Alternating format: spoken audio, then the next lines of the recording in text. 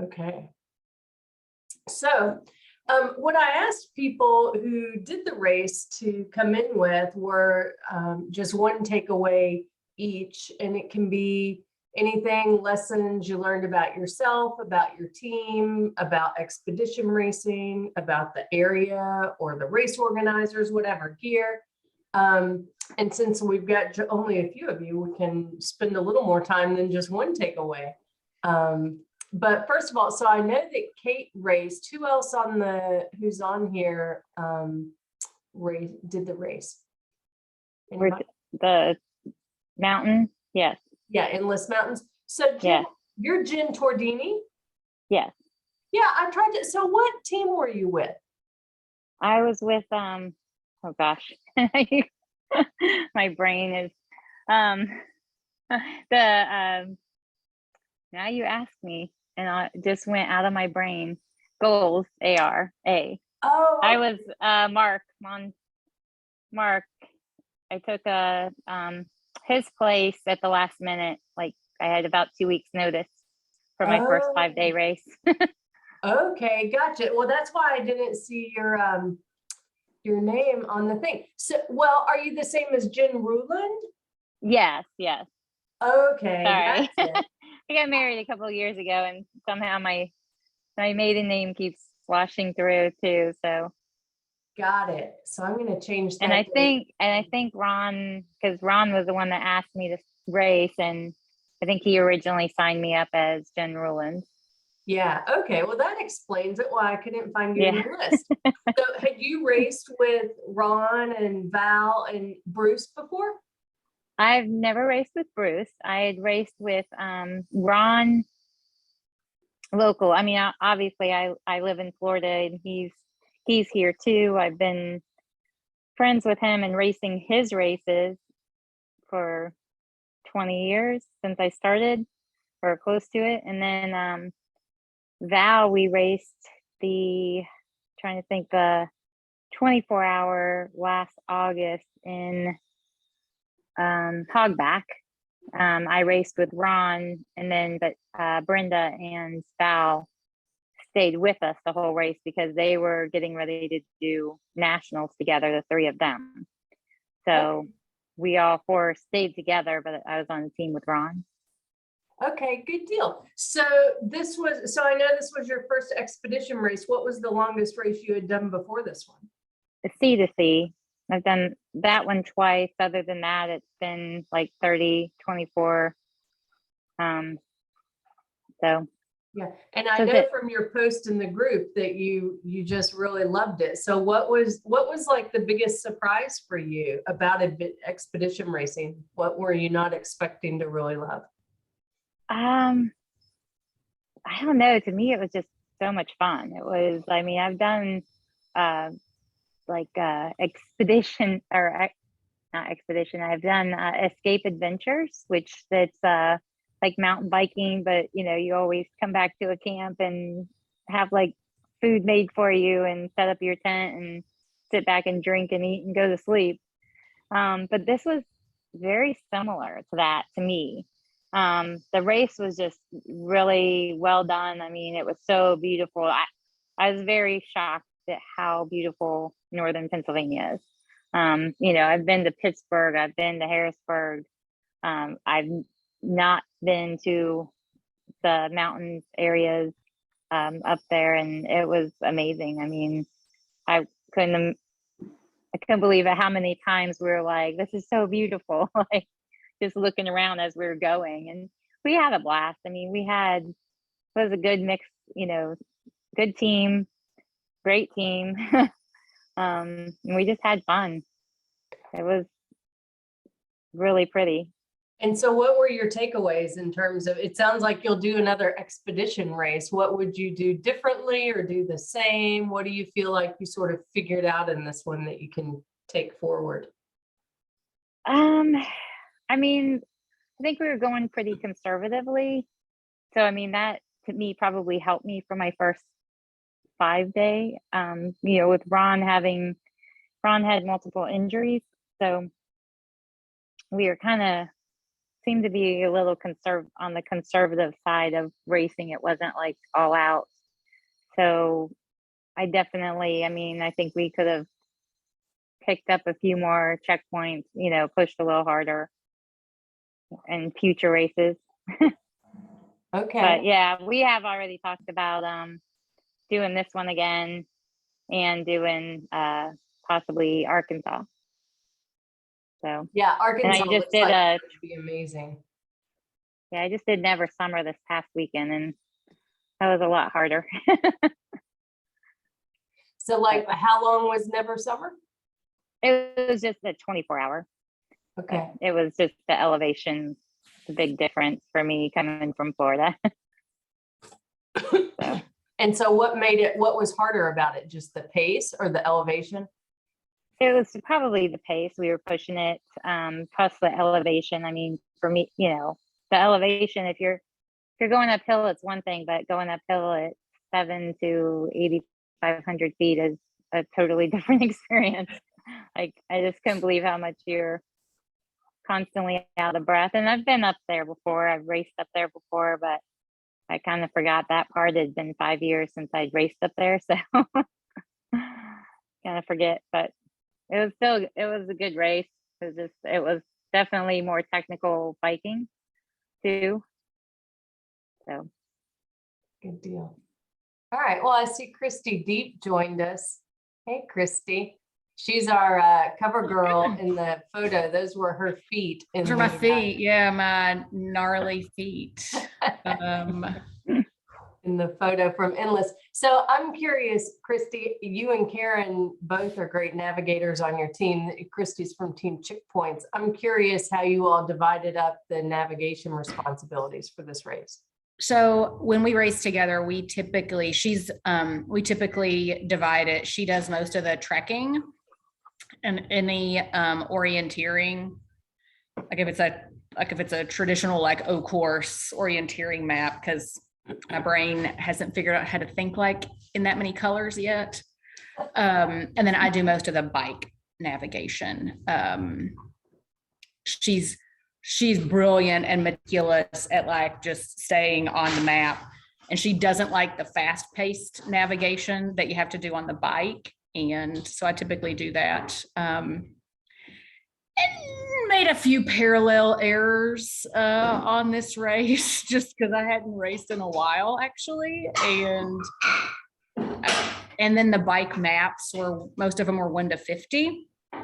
And my brain needs a few hours to reset. And we're like, oh yes, no, we're not there yet.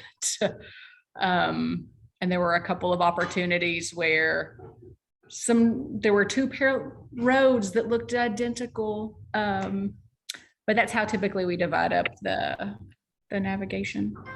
Yeah. And you all did that this race. It worked pretty well other than that, it worked great. Yeah. And then I was also curious, I know when Karen and I did the Two Rivers race together, she had this whole big spreadsheet with our timeline, anticipated timeline for every leg and how long we would spend in transition and all of this stuff to try to keep us on track. I'm guessing she did something similar for Endless Mountain. Yeah, so as a team, we're usually, I would say, like a good mid-pack team, and that means we have to, going into a race, kind of be strategic about, like, we know we're not often in a position to clear the course, so we have to be strategic about what our race plan will be and what our priorities will be and how much time we want to spend on relevant sections. So that level of kind of 30,000 foot race planning is really helpful. And by doing that, that's actually enabled us as a team to do better overall, because we can get exactly what we go for and make the most of our time on the course. And so I was curious how well that timeline held up over 5 days. Yeah. Believe it or not, the first pack raft night, the night of the pack raft, which for us was never ending. We we were a 3-woman team, and we each had individual pack rafts. So our ability to move quickly at the low water levels was just not terrible. And anytime one person got hung up on a rock, it slowed the whole team down, right? Because so if you think about that for hours and hours, we were way behind our projected time due to the low water level. So we had to kind of readjust on day 2. But after that, actually, we're right on schedule for everything. When we got to the big trek, we knew that we wanted to spend about 24 hours on the big trek, and we came in at 23 hours and 45 minutes.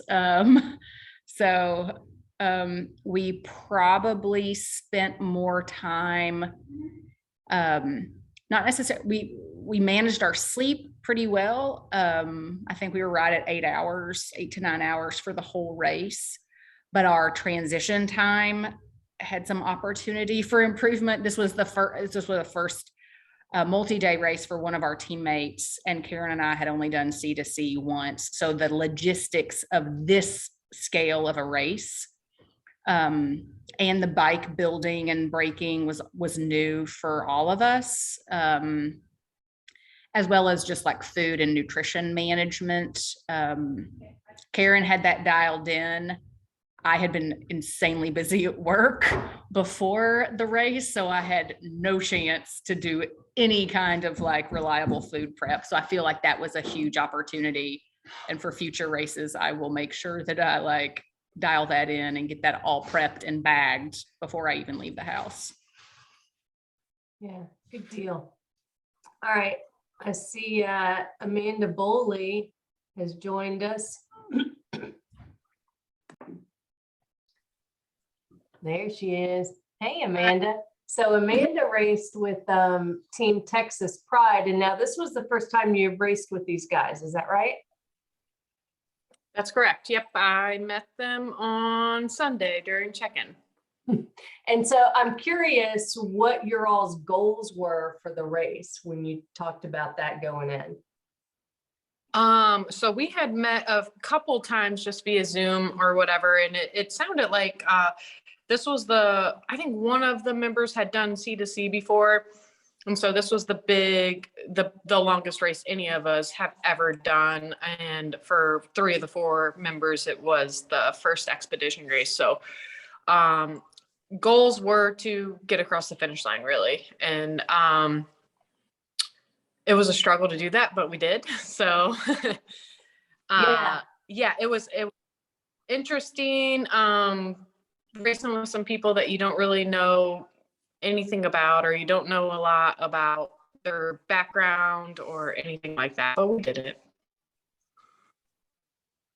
Yeah, so you all lost one of your teammates early on, like in the first day, right?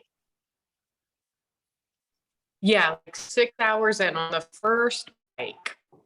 Yeah, and so you all ended up being an unofficial team, but I mean, you obviously rallied and were able to keep going. And so I'm curious how did you all process that when you realized he was going to pull out, that was going to make it unofficial? How did you all process that and just like stay mentally in the race and in race mode after that? Yeah, that's really interesting. So one of the members were really good friends with the person who had taken out of the race. So at first, mentally, it was a challenge for him just being concerned.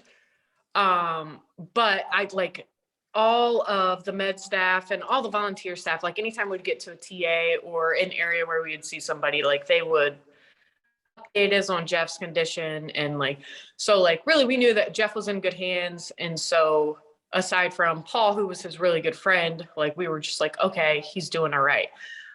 From continuing the race standpoint is, that was 6 hours in, and it's a 5-day race. So I think we were ready to just carry on, like not that nothing happened by any means. Like we were definitely concerned at first, but the more we got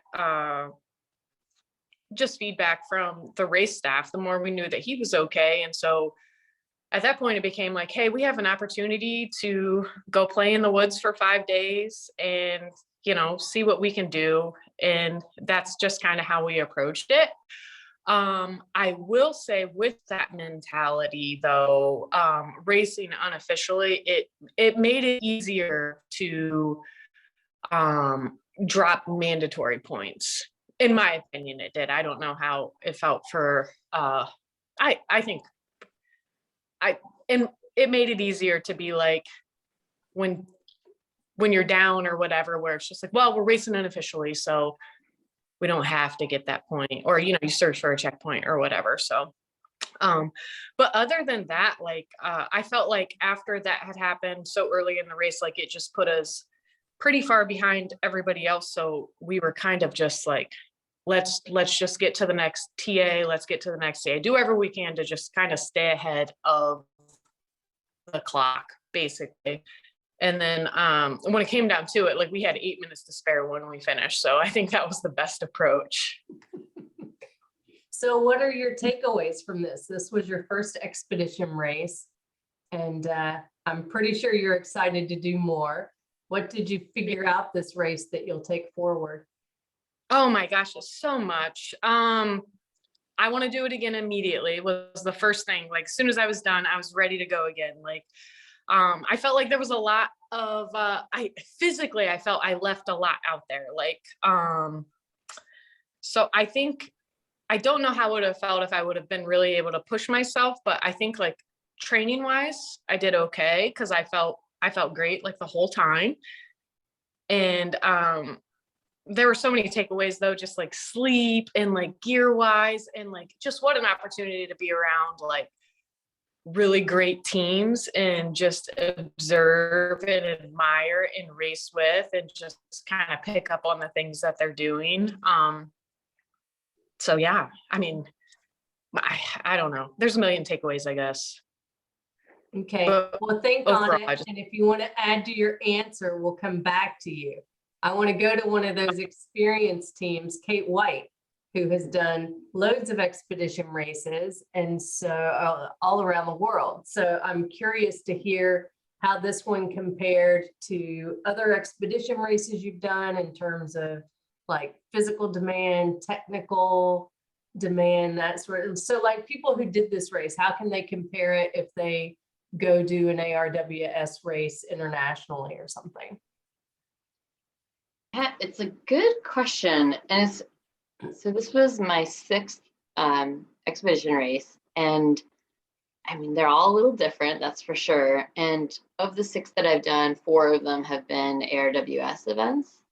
So it's interesting because, I mean, if anybody who knows Rootstock, you know they're going to have technical navigation. This was by far the most technical nav that we've seen in an expedition race. So if you got hung up on a few points, just know like that was definitely, you know, that was the kind of Rootstock signature there to put on this. Because a lot of the time, you know, a lot of the races are like, you know, you have a stage that's maybe 100 kilometers long and whatever discipline. And it's like you have 1 or 2 checkpoints and you're just trying to get like cross land. And there's a lot of maybe like macro route choice stuff, like, oh, should we stay up on the ridge or should we go down in the valley? You know, how are we going to be efficient in terms of elevation gain loss, and like where do we think the better travel is going to be, stuff like that. But this level of like really orienteering, and especially on the foot stages for sure, that was, you know, that was a unique thing. And a lot of races will have maybe like one orienteering section for like 4 hours. You'll have a little like, oh, you know, sort of challenge. I mean, but this is like the Kohana trek. We were out there for 30 hours, I think. And I don't remember how many checkpoints. I wasn't on the maps. We got a ton of checkpoints. And I was like, oh my gosh, I cannot believe we just grabbed like a gazillion, not a gazillion, I wish we got a gazillion. We didn't get all of them. We got most, I think we dropped maybe 4 checkpoints on that stage. And I was like, how many points did we just get over the course of, you know, 30 hours? That was just really different from a lot of the races that I've done. And, you know, our team, we had 4 good navigators, and we had to make some choices about how to kind of divvy things up there. But for us, it was really fun for that. And it's funny though, because like I'm so used to with expedition races, you're on the maps and you're like, all right, we're following this ridge and we're following it for 12 hours, you know, and that's like at the end of it, there'll be a point. So this was a really different feel in that respect, particularly. So did you do any navigation at all through this race? I really didn't actually. This was a new situation for me, and one that we talked a lot about it in advance, and I actually really enjoyed it, which was, so I was in this somewhat unique position of being the person who had done the most expedition races on the team. So we decided that, and I like navigating, but I'm not like, I don't need to navigate. And I like being in touch with maps, and I love being kind of backup and things, but I don't need to navigate. I'm happy if other people are happy to do it. And so I got to be more of the like macro level. The other three were really doing and there were sections where, actually there were a couple sections where all four of us were navigating, but like because of the level of detail for some of these points.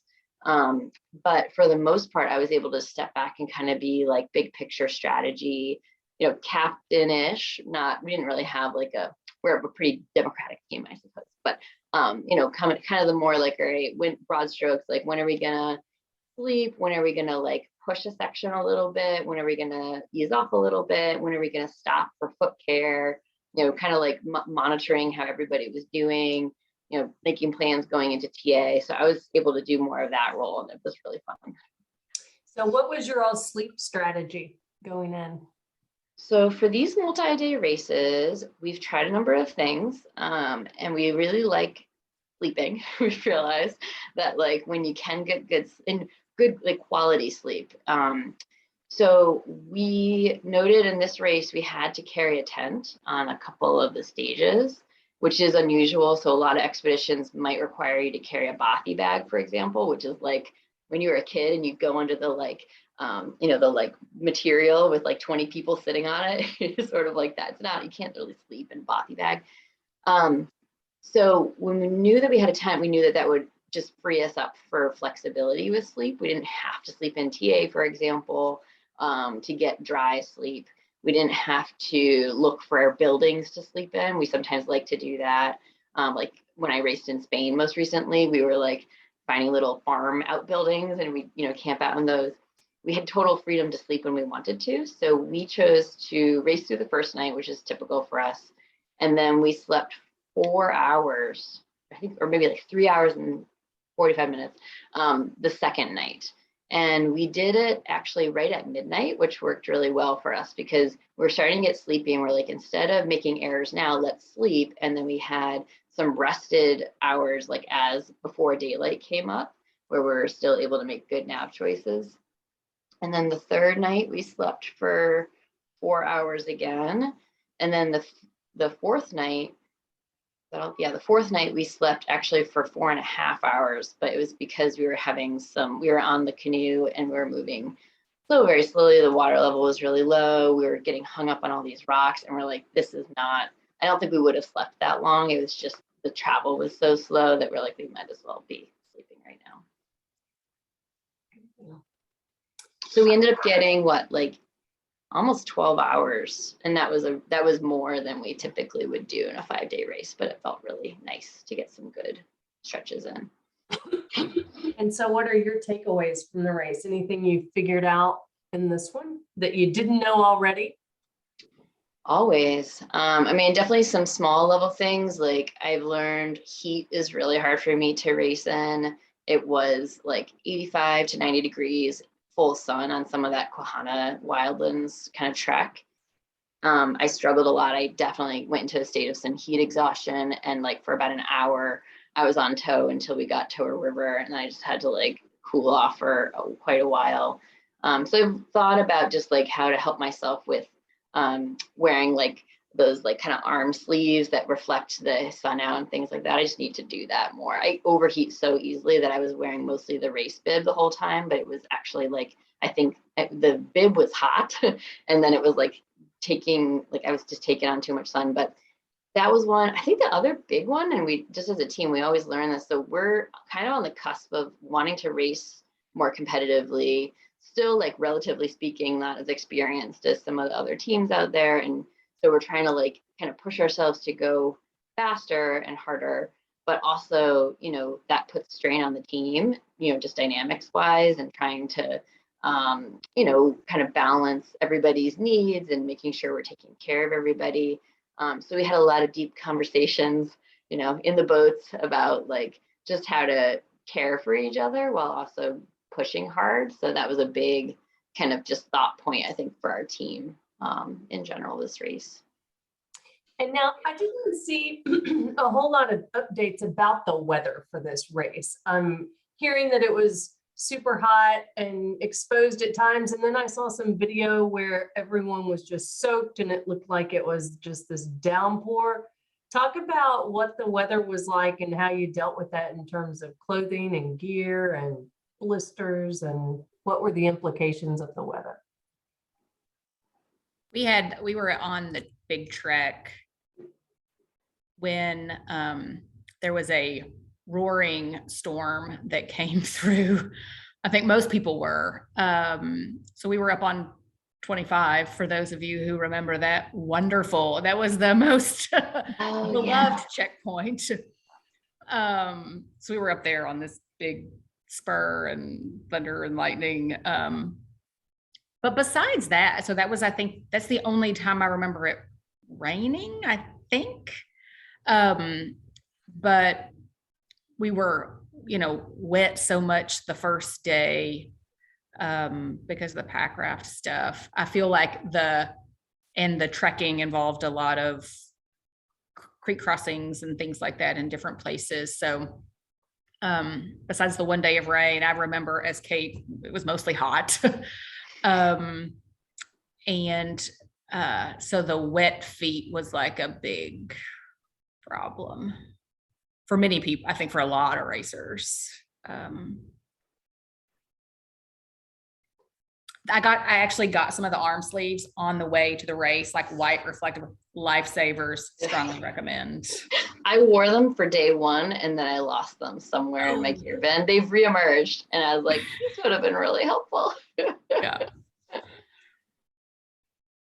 Yeah, way to organize gear bin. Like I need a class just in organizing gear bins. I have a system. Yeah, I need some pointers. And I think, but actually what made it really difficult for this race is we didn't just have one gear bin. So we had a paddle bag, or technically 2 paddle bags, your bike box, and then a bin, but you were never with all of it, right? So you had to be very strategic about, for clothes and nutrition, what was in what box or bin that you were going to get when, which I think increased the degree of difficulty for bin management. Mm-hmm. So then how did you practice breaking your bike down before the race and like work on getting your time? Like how long did it take you to break your bike down? How much did you need to break it down for your bike box? How did that go for you? This was like, again, I don't do my own bike. I mean, I love mountain biking. It's my favorite thing, but I don't do my own maintenance at all. Like I'm the best customer at my local bike shop. That's what bike shops are for, right? I just take it to them and I'm like, sorry, I trashed my bike. Please fix it.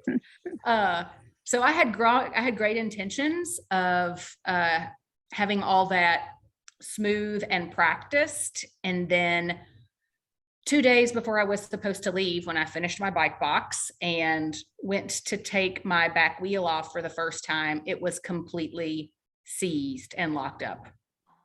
So my actual main racing bike, I was not able to take to the race because I couldn't get my back wheel off. So then I had to go into my garage where I've got all kinds of old crappy bikes and pick the most functional one and take that to my local bike shop and say, hey, I need to leave for a race in 24 hours. Can you please make this work for me? And they were gracious enough to do that. And so I literally was doing it I practiced taking my bike apart in the parking lot the day of the race. Yes. Did anybody else have any gear issues? I had no brakes the first day, the first bike ride. And how did had- you deal with that? What'd you do? Held my breath a lot. Yeah, it was crazy. It's like it worked. I checked them, you know, because I had never taken my bike apart and put it back together and taken it. So I did practice. You know, I found out 2 weeks before the race that I was going to be racing, and then I find out that I'm having to take my bike apart and put it back together again. And so I practiced. Everything was working fine. I had even taken it to the bike shop, like right before we left, like the week before we left, but I had still like rode it after that. I get it up there, the first leg of the bike, when I put it back together, like it was like squishy brakes, like they were working a little bit, and then we hit this big downhill, and I was like scared to death. Like luckily it was on a road. It was, you know, it was on a road, so it wasn't so bad, but it's still like I didn't know what was around the corner. So I just basically held my breath. I was able to like keep squishing them, you know, like squeezing the brakes. And for some reason, like it still kind of was like intermittent working.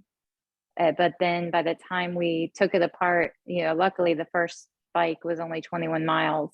When we took it, you know, took it apart and put it back together for the next leg, it worked fine. So no idea what happened, why it wasn't working. It was really scary though. It sounds like one takeaway is if you're going to be going to a race where you're going to have to be taking your bike apart, like do that a month out, right? A month before the race. Work on it, take it apart. I didn't know about the race until. Yeah, well, yeah, right. You couldn't. Right. If you've got the luxury, do it plenty early. Yeah. I mean, everything was working. That's the weird thing. Like it was all, even when we got to the dorms, you know, with our gear, like I tried it out, like put it together, took it apart a couple of times there and rode it, and it was fine. It was just, I don't know. And it wasn't that it didn't work.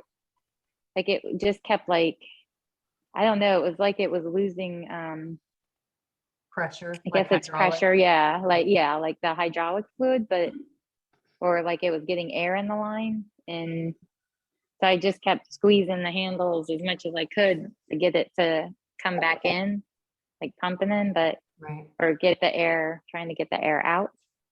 But yeah, it was a scary experience, but it worked. Wow. I'm here. Christy, you were going to say something else. Yeah, I was going to ask a question. Actually, I'm looking for advice, and I was waiting for a forum like this. So by the last day of the race, I started to get just raw mouth. And the day after the race, I could barely eat anything. So if this had been a 6-day race rather than a 5-day race, I would have been in a whole heap of trouble. So, and I love brushing my teeth. I brush my teeth like constantly during all race. So what has anyone, I'm sure that this is a known entity among expedition racing, and how do you prevent it? We had mouthwash in our bin. I had the little wisp with me at all times. I actually did extra luxury, had the toothbrush and toothpaste with me. I found that like sucking on straws seemed to make mine like sore. So I don't know if that has something to do with it. Like maybe use bottles instead, a little more for fluid intake, like open the bottles and drink rather than sucking through the straws. But yeah, I mean, it's a matter of and somebody mentioned using a peroxide, just like rinsing your mouth with peroxide. So just suggestions. It's kind of like keeping your sounds feet. Intense. Yeah. I just brush my teeth as much as possible. And then the big one too, I think when you eat, like use like clean your mouth out with water between bites. And what I try to do is actually like, instead of like in a 24-hour race, I might eat every half an hour a bunch of food. I actually try to eat a little bit less or less frequently, more food, less frequently. And then I try to like, I'll even like brush my teeth afterwards, because you're absolutely right. It's like, I mean, that's a race ender when you can't eat like that. And it can be so uncomfortable. You get sores everywhere. And I did that and I still had a little bit, but I think it was better because I was trying to eat like once an hour for 5 minutes, and then I'd swish my mouth out and then I'd brush my teeth. I asked Sarah Dahlman stuff, and she mentioned that sometimes it's what you're eating. So like if it's like goose or I don't eat a lot of, for a long race, I eat food. But like, I know I tried some new, like, I don't know what it was called. I can't remember what it's called. I'm never going to take it again though, but it was some kind of like concentrated electrolyte thing, because it was so hot. I was like, I've got to get something, some salts and stuff into me. And it was like glucose, dextrose or something, and electrolytes. And I didn't know if sometimes those really concentrated sugars, it's like a chemical reaction. I don't know. When I do too much noon, I get that too. Like if I just do the, so what I like to do is salt tabs with actual water when I can. Yeah. I think I'm going to make that switch. Amanda and Allie, I see your questions. We'll make sure those get answered. I think Amanda was wanting to comment on something from a little bit earlier though. So let's hear that before we move to a new question. Yeah, going back to your bike and disassembling and assembling, I did practice probably like 50 times because I was so nervous about it. And like mountain biking is my passion, but like I've never had to take my bike apart, 3 times in that sort of span. But one of the things that I did that was really helpful to me, especially when I was tired, was I put inside my bike box, I put the order in which to assemble and disassemble. So like when I took my bike apart, like I had to make sure my dropper post was down before I disassembled anything. So like I just had notes on what order to do in when you're doing one or the other. And that was really helpful for me, especially when I was tired. So I just wanted to say that, and also practice like a lot made it helpful. And then back to the food. Yeah, I had the wisp, and I also had like an actual toothbrush in the gear bin. But like I think what Kate was saying, just as often as you can when you eat, just rinse with water. Yeah. That seemed to do well for me. So yeah, good deal. All right, so Allie's questions are what are the biggest pieces of advice regarding unexpected challenges that you give someone starting with shorter, like 10-hour races, wanting to move up to longer expedition races in the next couple of years? And then I think just as a continuation of that, extra practice disassembling, reassembling your bike, which Amanda's just now spoken to, extra rafting training, focusing on just maximum physical fitness, and the rest works itself out, is figuring out nutrition and packing your pack unexpectedly more challenging than I'd think. So just like what sort of unexpected things might she not contemplate that she could be thinking about as she's training up for expedition races? I think one that it's being prepared for just like the sleep, the weird food, and the physical impacts it's going to have on your body. And I don't know how to train for that except to just do it. Like gastrointestinal distress is a like just common problem, and some people get nauseated. That's like the first time I've ever heard that. And like knowing to expect those kind of things, I feel like is 80% of the battle. Like if I know what to expect as much as possible, I can like mentally prepare and all of those things. It's there's always surprises and you have to have that good attitude. But yeah, I feel like there's just so much that you don't know until you actually do one. So I'm hoping to soak up some knowledge early. I have 3: UTIs, yeast infections, and getting your period on day 3. Oh my God. Almost always, because your body's like, or you like, can't be pregnant, so So it's just like, I think it's the stress, like, and that's it's the physical stress that kind of like compromises some of your, your immune system, your kind of, and your just like ability to fight off bacteria and things. So for women, and I love like this race, I had a female teammate as well as my two guys.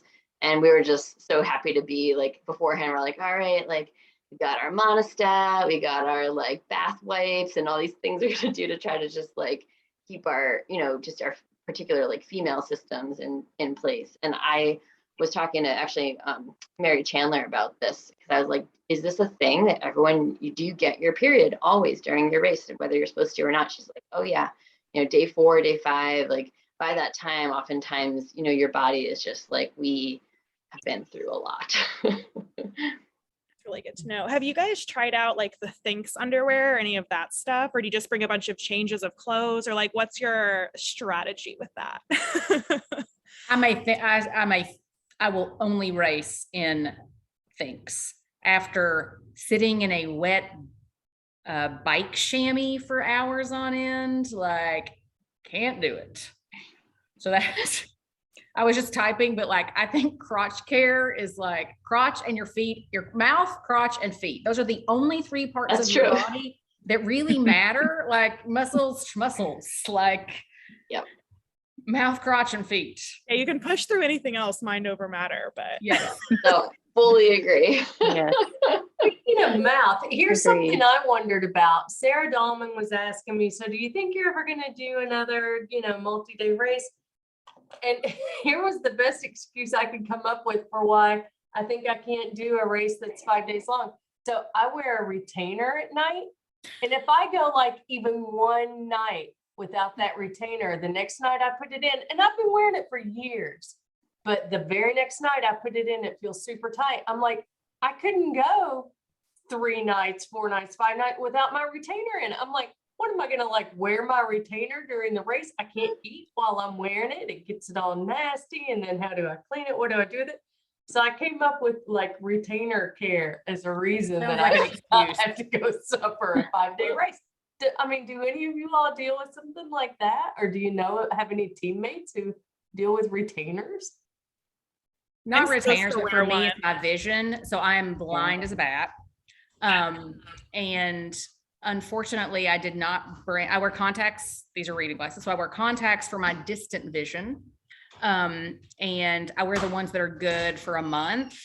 So I don't have to take new pairs all the time. But unfortunately, I was at the end of my month of my lenses before the race. And I didn't think ahead of like, hey, you're gonna wear them for a long time, bring extra lenses. So, and then the glasses I brought were like my old ones that weren't very good and didn't fit well. And then when I'm navigating, I need bifocal kind of reader glasses. So vision, if you need vision correction, like having a plan for all of that is crucial and something I can do better next time for sure.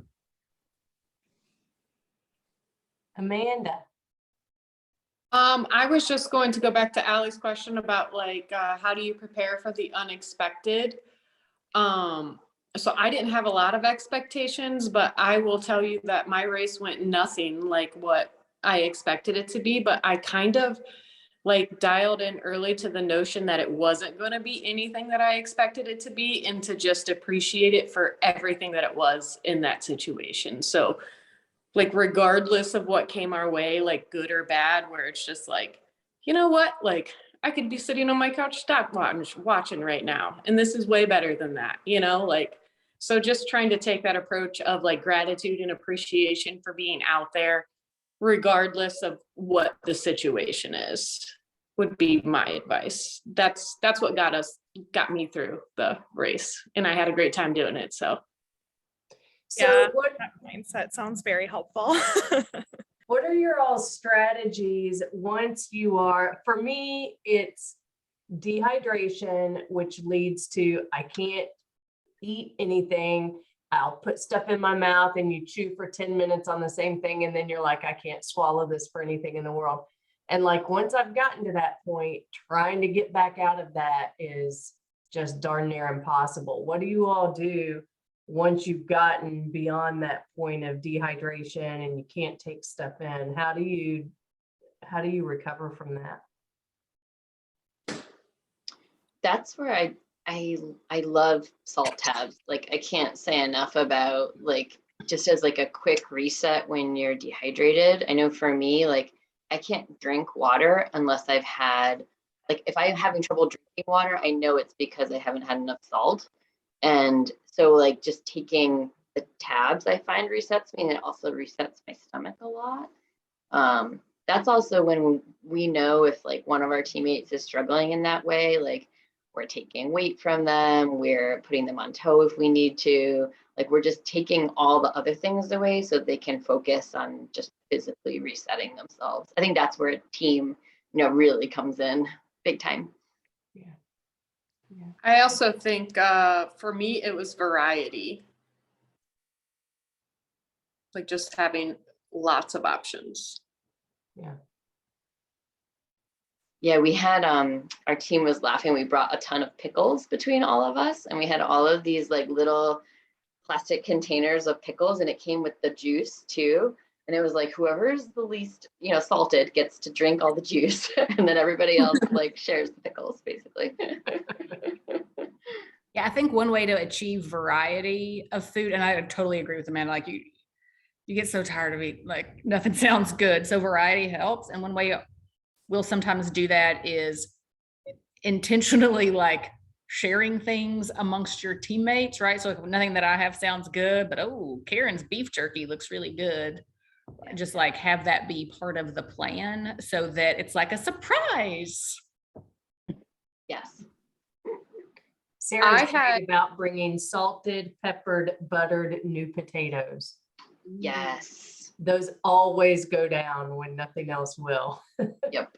I actually the instant mashed potatoes packs, you can make them with cold, you don't need hot water even to make the instant mashed potatoes. So like I noshed on some sour cream and chive, instant mashed potatoes, just dump some water in there, let it sit for a little while and smush it into your mouth. It's gross, but very tasty. I have sort of a related, like super rookie question. I'm pretty sure the answer to both of these things is no, but only find out if you ask.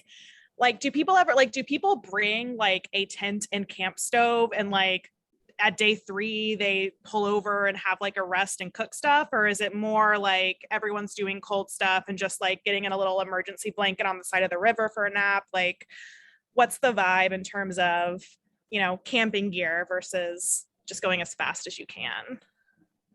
For most people, I know it's different for everybody, but for you guys. Yeah, I said, we had to bring tents, and that was like, we had like, oh, go ahead. I was gonna say we brought a lightweight camp stove, just like a little one, so we could heat up water, and we had the meals that you just pour water in, the dehydrated meals, and that was amazing. And plus, when you get to some of the TAs will have food, or you might go by a store and get food depending on where you are. Did you all take your camp stove, Jen, with you out in the field, or that was just in your TA box? We took it the night we left on the canoe paddle. It was in our bin most of the time, but we did take it on the canoe. So I did have it, trying to think.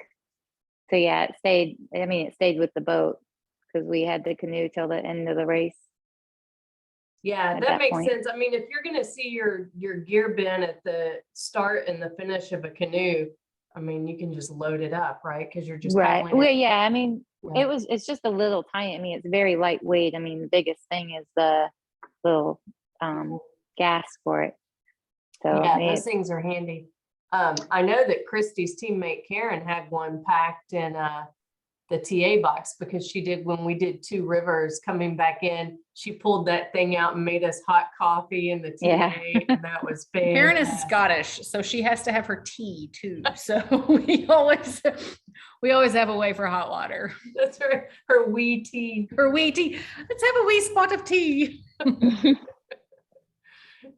Yeah, it's definitely a plus. I would definitely suggest having caffeine. Even the 24-hour race I just did, we made the mistake of not having caffeine, and We could have used it about 2 a.m. Yeah. Chocolate covered espresso beans are a great caffeine source. Amanda, you had something else. Oh yeah, I was going to say we had a camp stove in our TA bin, but also I don't know if anybody's ever heard of oatmeals. I was just gonna say that. Oh, so good. Yeah, so you don't have to heat up the water or anything. Like you just throw water into this pouch and it heats itself, and that was awesome. So you could just take the dry food with you, like on that long trek. And I had when our boat sunk for the second time and we were waiting out dawn, we made a fire, and I was like, I had an oatmeal, and it was just such like an uplifting thing to have like a warm meal just waiting. Like I couldn't recommend them enough. And I also wanted to tell you guys, like, I don't know if anybody else falls asleep while paddling. I'm a terrible paddler. It's something I want to get better at. But coming into the finish, like it was so hard to stay awake paddling that long thing.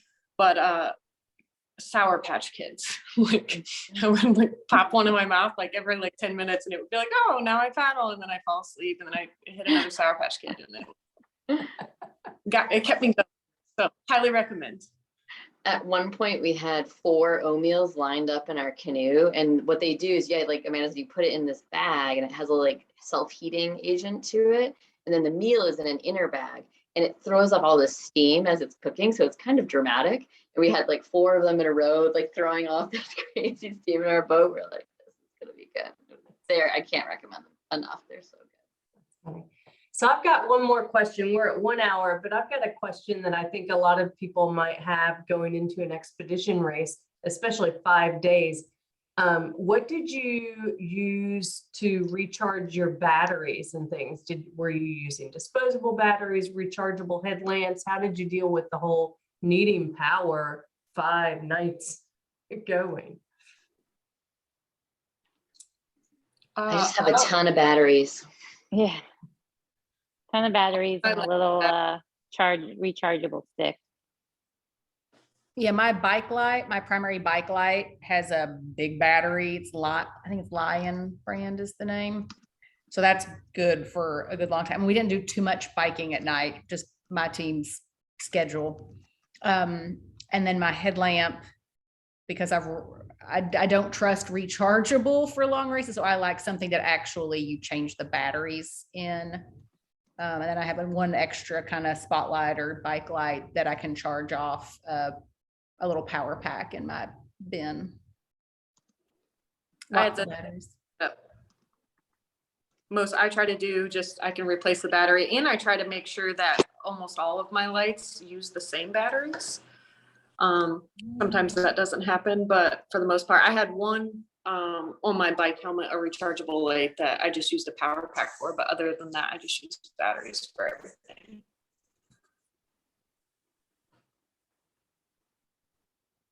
All right. Any other questions? Allie, you have any more questions? This is so great. I feel like I'm just having like my own little panel of experts. I know you're representing all beginner racers right now. So on behalf of the world, we thank you for being here with your questions. I do actually have one other question, which Kate actually kind of alluded to as well. But so like I love the paddling. I'm not fast at any discipline, but comparatively, I feel like it's my fastest, mostly because it's more about technique than strength at the beginning. Like you can kind of fake it more than mountain biking for 60 miles. But I am curious, just sort of, I'm going to take a paddling class before I do any kind of overnight or longer race. I won't do it my first as a soloist, but I still want to know my stuff. So what kind of class would you guys recommend? I know there's like super advanced whitewater grades you can do, but what's just sort of like a good standard you will feel safe and secure on a reasonable river, like paddling certification or organization or something? I highly recommend the ACA, American Canoe Association. I think it might be their level 2 kayak certification, where you're going to do like wet exits and entries and just all the things that you want to know, but never want to actually need but it's good to know kind of stuff. Yeah, I'm like, I over prepare for emergencies, and then I feel much better about everything. Like I'm going to take a wilderness class, like safety class before I do my first overnight, just to be safe and all that. And then depending on the race, if like I took a great Swiftwater course that really just improved my confidence too, because they do a lot of talking about how to like do rescues with throw bags, but we have to carry them as mandatory gear, but who knows how to use a throw bag. And then how to read the river. So just a lot of like, which again is so nice for safety. So the ACA though, their kayak, I think it's their level 2 is the one that I found the most helpful. Awesome, thank you. Yeah, and if you go to the ACA website, they've got lists of ACA certified instructors in your area, and then also classes. And so even if you don't see a class on their calendar, they've got like email addresses for the instructors. So you can just always email an instructor in your area and say, hey, do you know of any good classes coming up that you could refer me to? So they're a really great resource for sure. I actually found a brochure of theirs when I was at a lake in upstate New York, like a year ago, that I've saved because it has just like water safety 101. So it's like in my AR camel pack bag. Yes. Well, and I don't know where you are, Allie, but if you're in the New York area, Eric Caravella is doing some pack raft focus safety and skill classes too. And just with pack rafting becoming much more popular in expedition racing, especially, that would be another great resource. Yeah, I'm in DC, but I could definitely get up to New York like in the spring. Easily. Yeah. Thank you.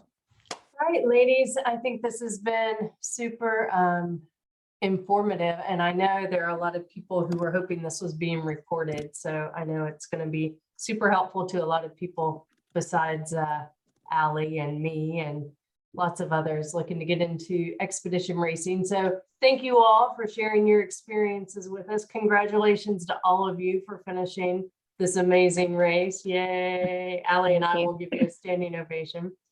And I think that's it, unless anybody has something they want to add. Thanks for organizing, Steph. Yeah, thank you. Always fun. Yeah. Sure. Thank you. All right.